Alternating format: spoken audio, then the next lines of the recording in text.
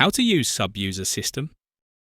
To create a sub-user, start by navigating to the main dashboard and clicking on the Sub-Users category in the left sidebar.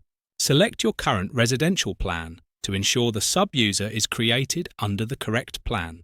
Then, click the Create User button, which will open a new window for you to enter the necessary details.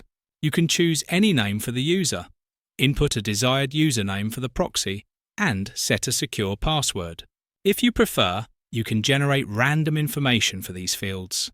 Finally, click the Save button to complete the sub-user creation. To manage a sub-user, click on Manage User.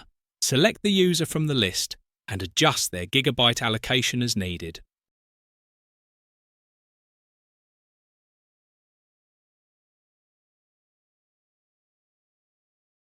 You can create multiple sub-users after purchasing a plan. You can grant and manage access to users in your company as you wish. To retrieve their proxy information, return to the dashboard, access the residential plan generator, click on Plan Settings, then select Sub-Users. Choose the user and click Close.